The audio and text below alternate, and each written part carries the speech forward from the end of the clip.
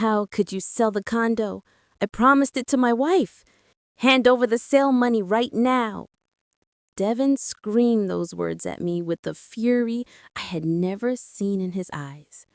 Tasha, who wept behind him, clutching her chest as if she were having a panic attack.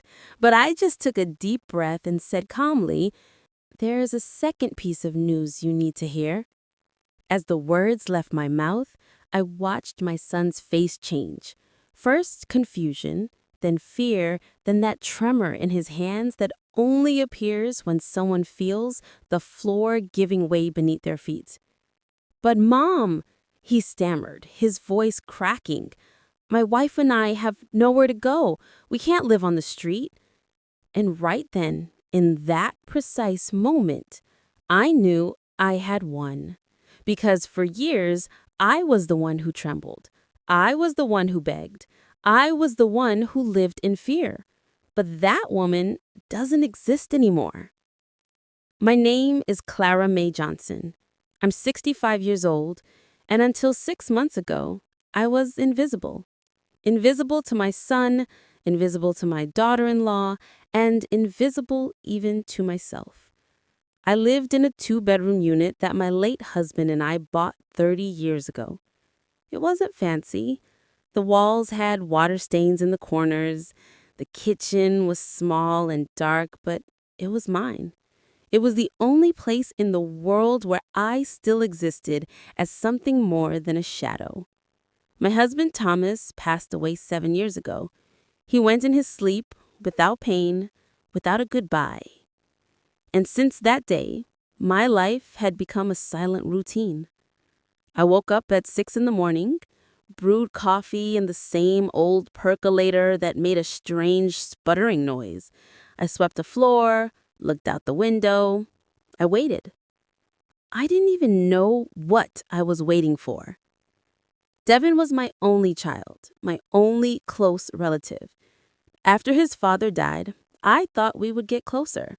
I thought he'd visit more often, that he'd call to check on me, that maybe, just maybe, he'd invite me out to dinner sometimes.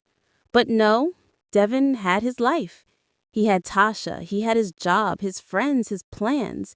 And I was just a number on his to-do list.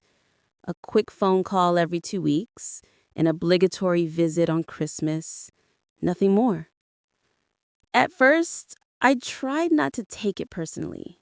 I told myself it was normal, that children grow up and move on, that I couldn't be selfish. But loneliness is a heavy thing.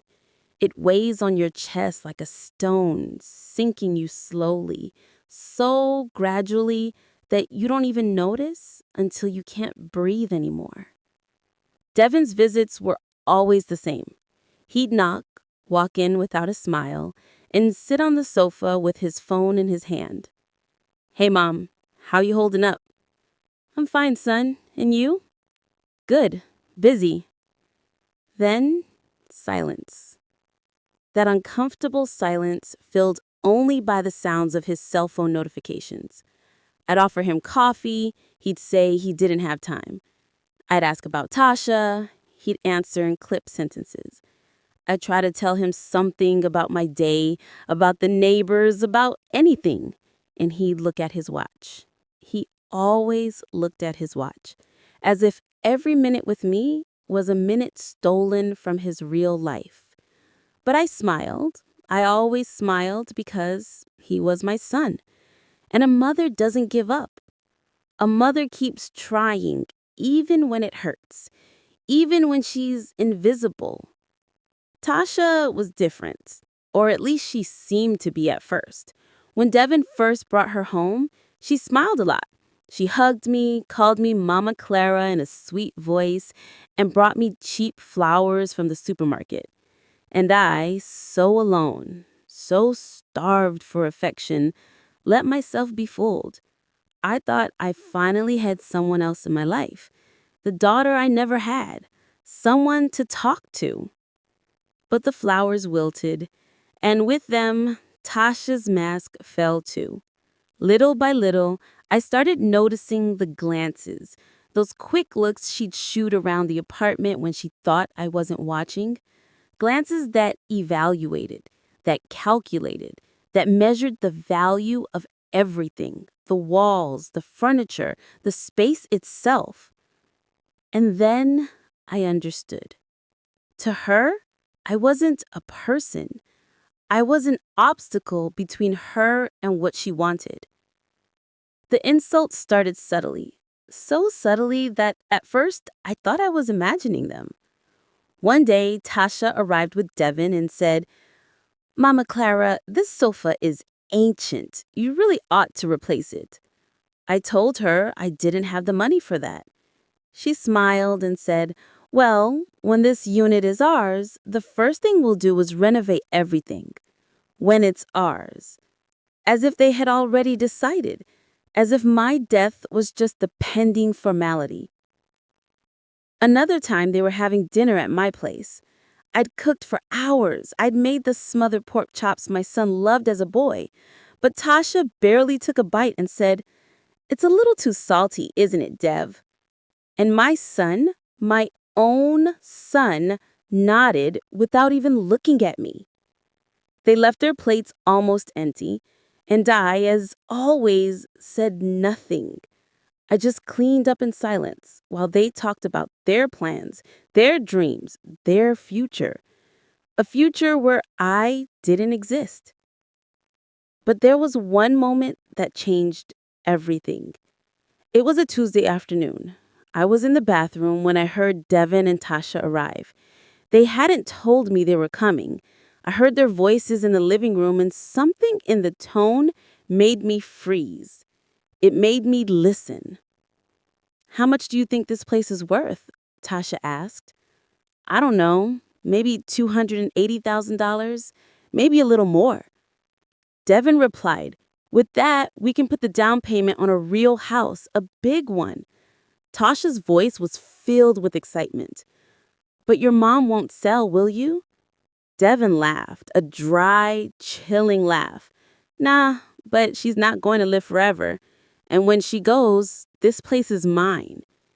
It's all the inheritance I've got." Tasha sighed, relieved. Thank goodness. Because honestly, I don't know how much longer I can pretend to like her.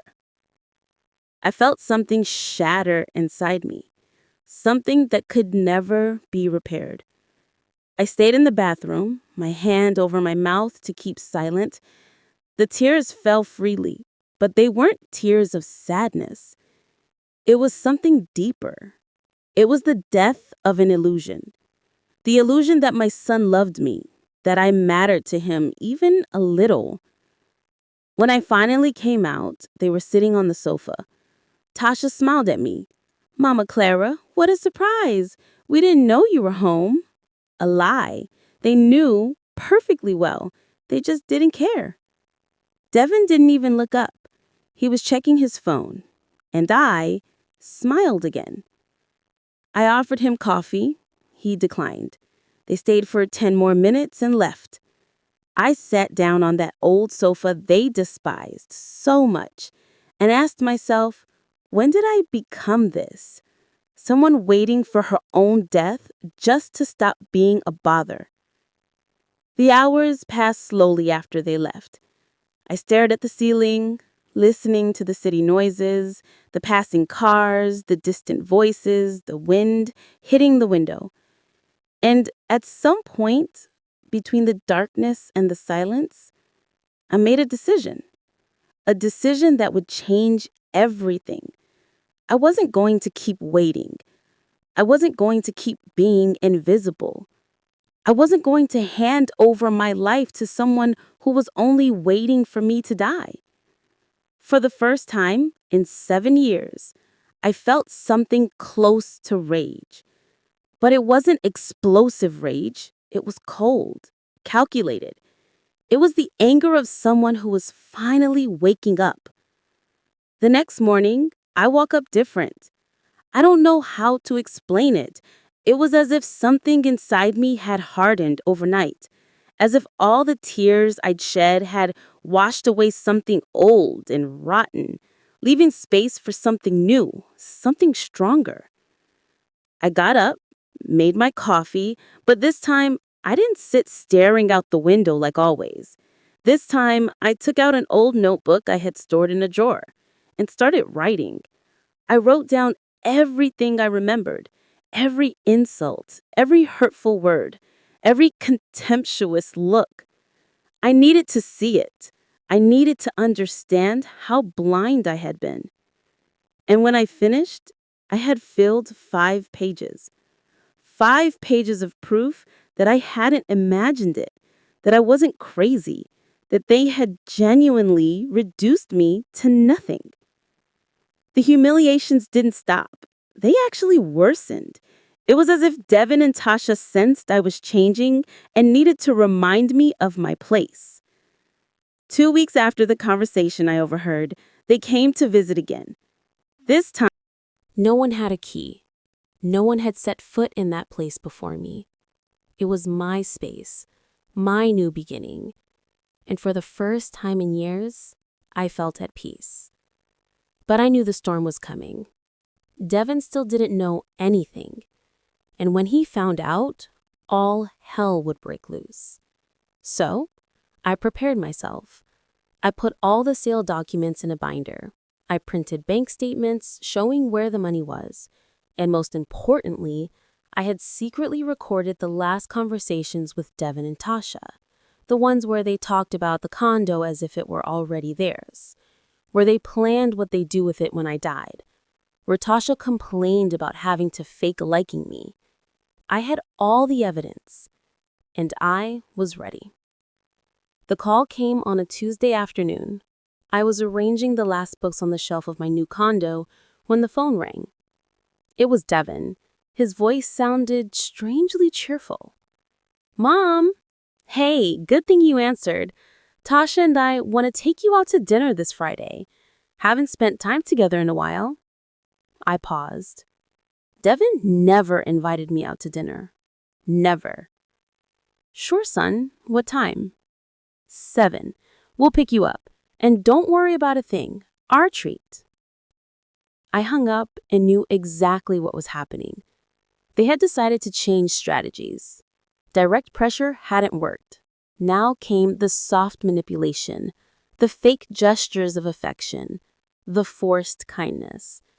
But I was no longer the same naive woman as before. This time I knew exactly what to expect. Friday arrived and I dressed carefully. I put on a chocolate brown dress I'd bought years ago but rarely wore. I combed my hair, put on a little makeup. I wanted to look strong. Devin arrived right on time. He rang the bell at the old condo, the one that wasn't mine anymore. I waited a few seconds before going down. When I left the building, I saw him standing next to his car, frowning and looking at his phone. "Mom," he shouted when he saw me. "What took you so long? I was about to come up." "I had to get ready," I replied calmly. We got in the car.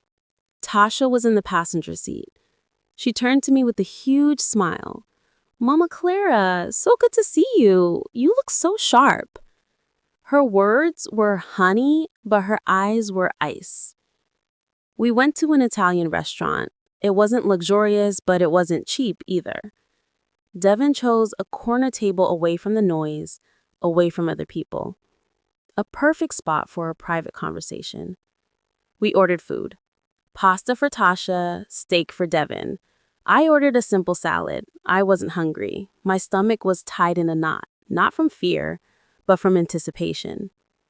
For the first few minutes, they talked about trivial things. Devin's work, a friend of Tasha's who got married, the weather. I just listened, nodded, and smiled when necessary. And I waited, because I knew the real reason for the dinner would come at any moment. It arrived just as the main courses were served. Devin wiped his mouth with his napkin and looked straight at me. "Mom, we need to talk about something serious. Tasha and I have been thinking a lot, and we're worried about you." I looked up. "Worried about me?" "Yes," Tasha said, leaning forward. "You're all alone in that big condo. At your age, anything could happen. A fall, a health issue, and there'd be no one there to help you. Devin nodded. That's why we thought it would be better if you either moved in with us or if you sell the condo and buy something smaller, safer, closer to us. Ah, I said simply, and they waited. They waited for me to respond with gratitude, with relief, with that submission I had always shown. But I just took a sip of water and said, "It's very considerate of you to worry about me. I'll think about it." Tasha blinked, confused. "But we need an answer soon. Mama Clara, Devin and I already found a house. We just need the down payment money, and we thought if you sell your condo, you could give us a portion of it, like a loan, or maybe an advance on the inheritance." Her words were so blatant, they almost made me laugh. An advance on the inheritance? As if my death were an event scheduled on their calendar. As if I was just taking up space until they could cash in. "I'll think about it," I repeated with the same calm. This time, Devin tensed up.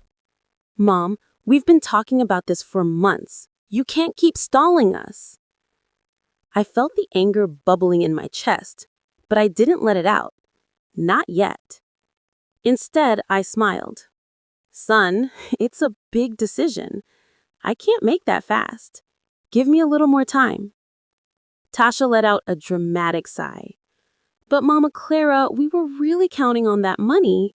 We already told the owner we want the house. If we don't put down the deposit soon, we'll lose it. There's no other option. Your condo is our only plan." How convenient, I thought. Their only plan was my sacrifice. We finished dinner in uncomfortable silence.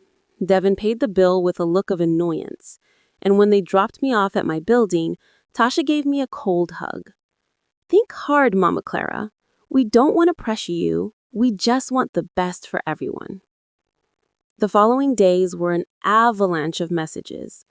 Tasha sent me photos of the house they wanted to buy. "Look, Mama Clara, it has 3 bedrooms, a yard, a garage. It would be perfect for when we have kids. Your grandkids could play here." Every message was a lure. Every photo, a manipulation. They were trying to get me to imagine a future that would never exist, because I knew the truth.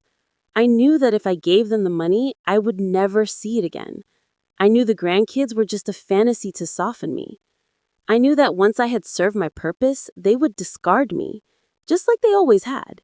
And I wasn't going to allow it. No. This time, Devin called too, but his calls were different. Less sweet, more demanding. "Mom, I need an answer. Yes or no. It's simple." "It's not simple, son. It's my life. It's my savings." "But I'm your son, your only family. You shouldn't have to support me my whole life just for being your son." There was a silence on the other end. A heavy, dangerous silence. "So, are you saying you won't help us?" "I'm saying I need time to think." Devin hung up without saying goodbye, and I stared at the phone, feeling the last threat of love I had for him snap for good. Because a son who loves you doesn't pressure you like that. A son who loves you doesn't make you feel guilty for wanting to live your own life. A week later, Tasha showed up at my building unannounced. She rang the bell insistently. "Mama Clara, open up, please. We need to talk." I was about to leave for my new condo. I had left a few things I needed to pick up. I opened the door cautiously. Tasha's eyes were red. She looked like she'd been crying. "Can I come in?" We sat in the empty living room. Most of the furniture was gone. She looked around, confused, but didn't say anything. "Mama Clara, I came to apologize. I know we've been really pushy. I know we pressured you, but we're desperate." Desperate? How convenient. Desperate to continue living a life they couldn't afford. Tasha continued, "I don't know what else to do. I know what you think about Devin and I. We make mistakes.